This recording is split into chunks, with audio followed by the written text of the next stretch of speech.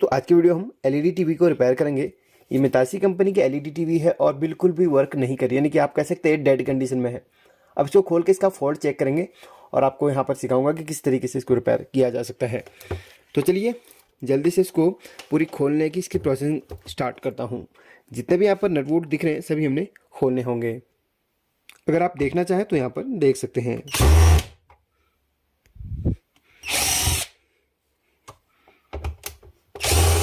तो फाइनली यहाँ पर सारे स्क्रू खुल चुके हैं। अब चलिए यहाँ पर हम इसको खोलते हैं। अब यहाँ पर फॉल्ट किस सेक्शन से आ रहा है ये हमें चेक करना पड़ेगा।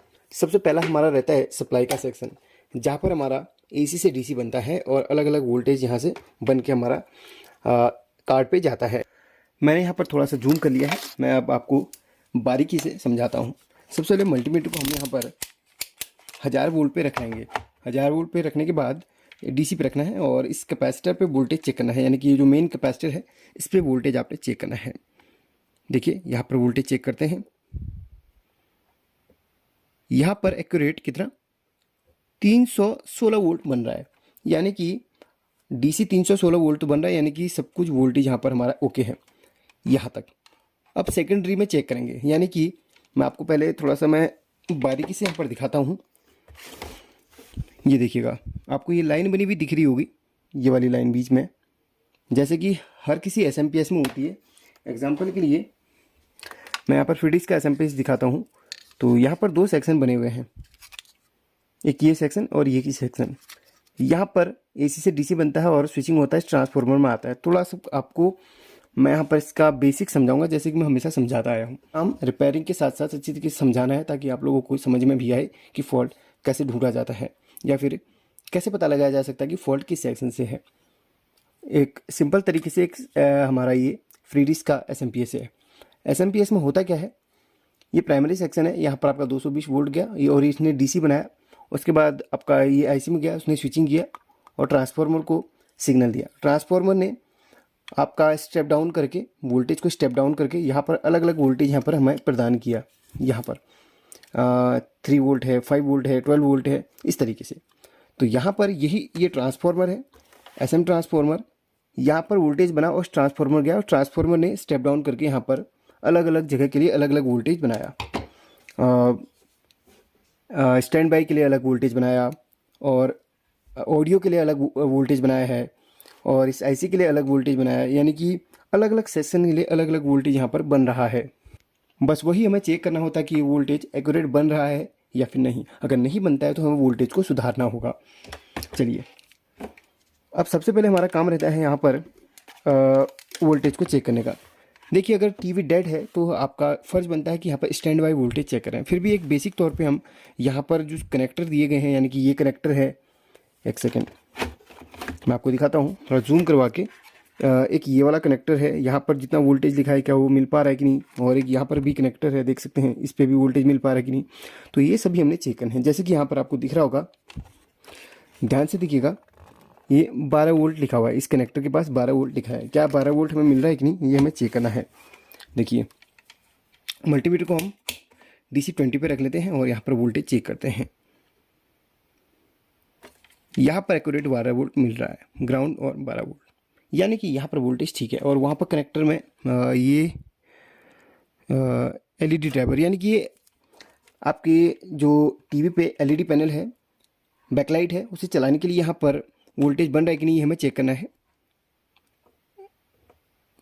यहाँ पर देखिए 12 वोल्ट बन रहा है।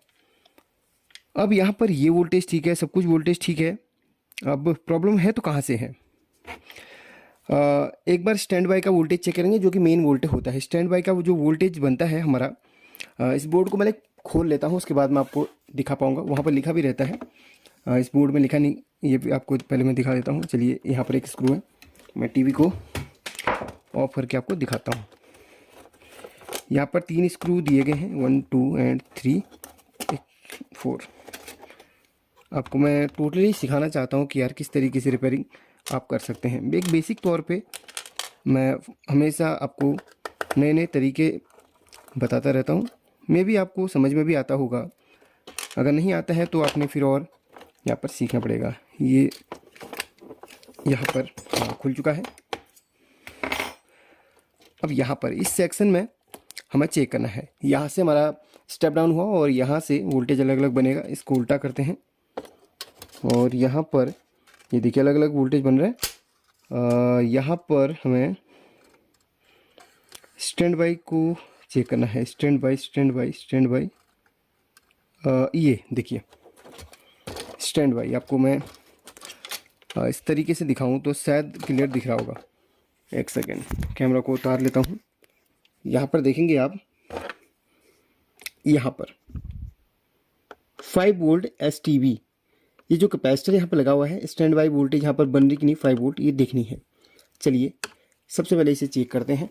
मैं कैमरा को स्टैंड कर लेता हूँ और आपको मैं दिखाता हूँ। टीवी ऑन करूँगा और स्टैंड बाई वोल्टेज आपको दिखाऊंगा। मल्टीमीटर को रख लेता हूँ इस तरीके से ताकि आपको मल्टीमीटर भी दिखाई दे और ये पॉइंट भी दिखाई दे। चलिए टीवी को ऑन कर लेते हैं।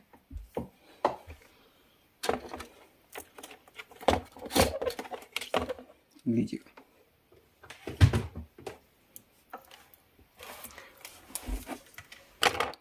इस पार्ट को कवर करके रखा हुआ है ताकि यहाँ पर ये पावर सेक्शन है, इसलिए यहाँ पर इसको सिक्योर किया हुआ है।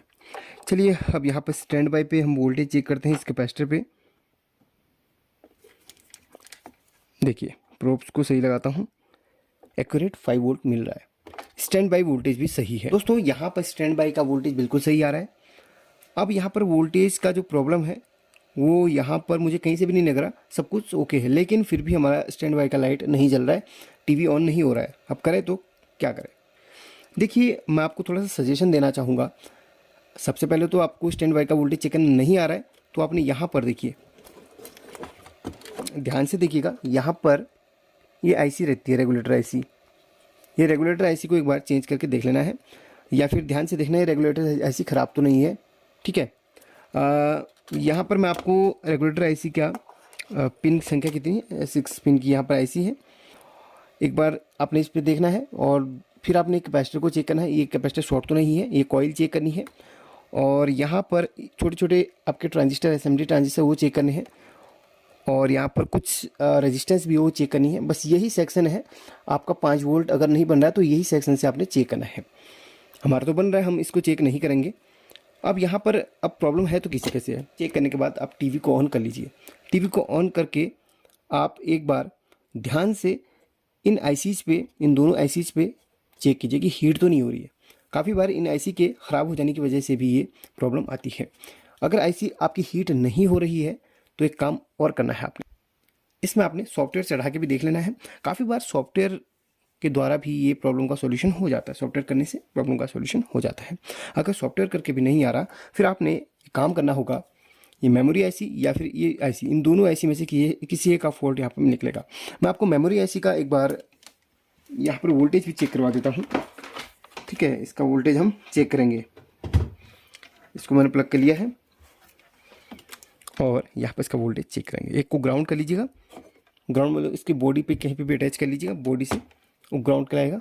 एक सेकेंड, मल्टीमीटर कैसे दिखेगा आपको, मे बी आपको दिख रहा होगा। ग्राउंड कर लिया है और मेमोरी आईसी के 8 नंबर की पिन पे ये एरो एक बना हुआ रहता है। यहाँ पर ये 1 2 3 4 5 6 7 8, ठीक है, 8वें नंबर की पिन पे आप चेक कीजिएगा। आपको यहाँ पर 3.32 वोल्ट मिलेगा। वोल्टेज बिल्कुल एक्यूरेट है। अब यहाँ पर वोल्टेज एक्यूरेट है, सब कुछ ठीक है। अब छोटा सा काम और कीजिए, इसमें आपके सही होने के चांसेस 10-20% होते हैं।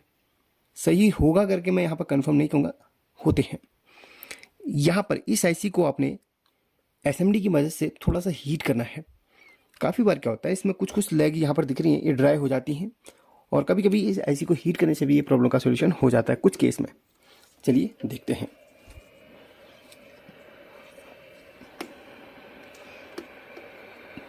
ज़्यादा हीट नहीं करना, इस आईसी को निकालना नहीं है, बस इस आईसी को सिर्फ हीट करना आपने, और ओवर हीट नहीं करना, सिर्फ आपने हल्का सा हीट करना है ताकि आईसी थोड़ा सा हीट हो जाए। ज़्यादा हीट करेंगे तो इस आईसी के निकलने के चांसेस हो सकते हैं। फिर भी सॉल्यूशन नहीं होगा तो फिर हम इस आईसी को चेंज करेंगे। फिलहाल जो हमारा पहला काम रहता है इसको चेंज करने, इसको ही हीट करने का रहता है।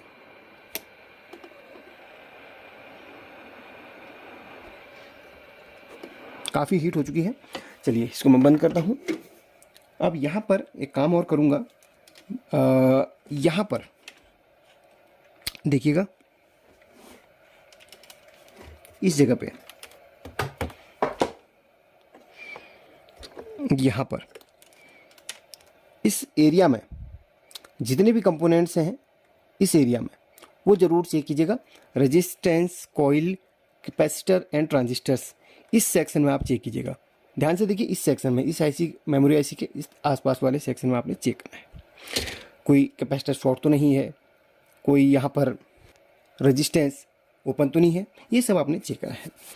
एक काम करते हैं, यहाँ पर मैं सभी को एक बार चेक करता हूँ। चेक करने के लिए इस मल्टीमीटर का इस्तेमाल मैं करूँगा। तो यहाँ पर आपको मैं कंटिन्यू नहीं दिखा पाऊँगा, मैं जल्दी से वीडियो को फास्ट फॉरवर्ड कर लेता हूँ ताकि आप लोगों को भी यहाँ पर ज़्यादा टाइम या फिर ज़्यादा देर तक यहाँ पर रुकना ना पड़े।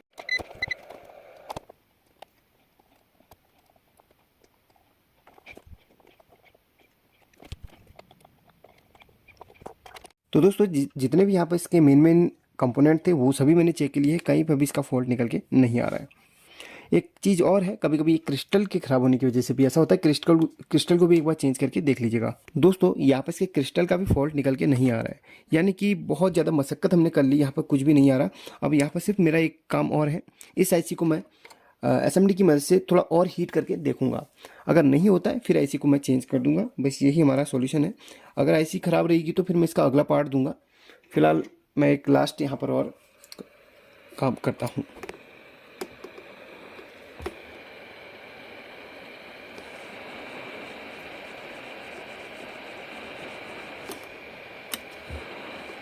थोड़ा सा इसे ओवरहीट करूँगा मैं,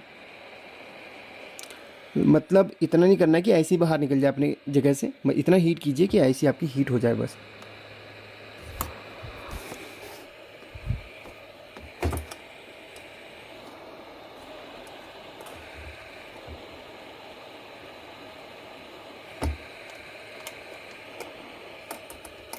चलिए काफ़ी हीट हो चुकी है।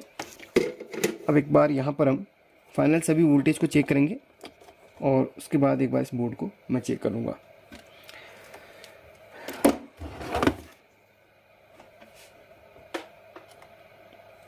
आईसी को ठंडा होने दीजिएगा। आईसी अगर गर्म है तो आप इसे ऑन मत कीजिए, ठंडा होने के लिए इसको छोड़ देते हैं। चलिए अब मैं इसे ऑन कर लेता हूँ। यहाँ पर एक सेकेंड, इसको पलट के देखते हैं।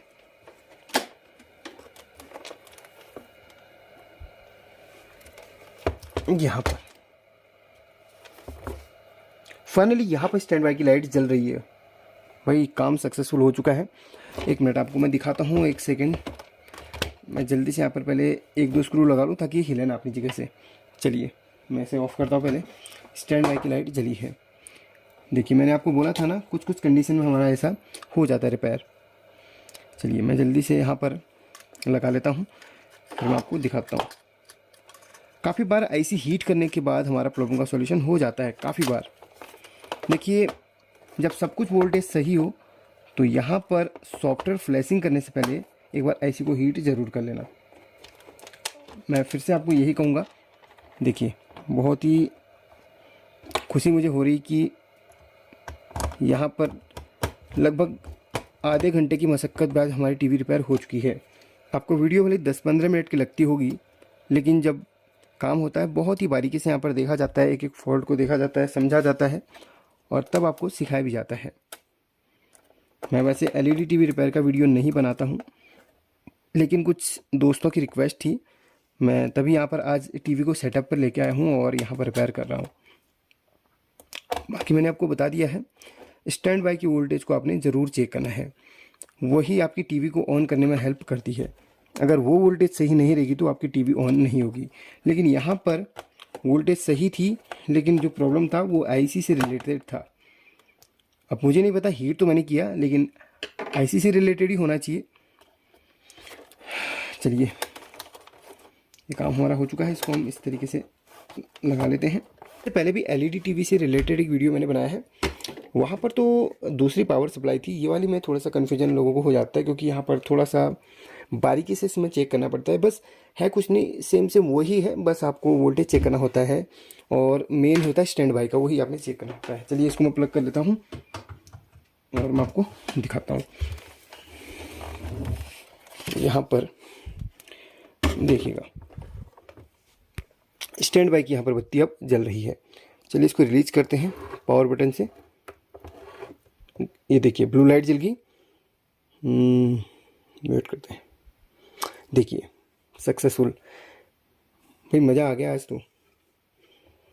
लेकिन आपको जो जो चीज़ें मैंने सिखाई हैं वो आप ज़रूर नोट कीजिए और एक बार उन सभी वोल्टेज को चेक करते हुए आप रिपेयर कीजिए।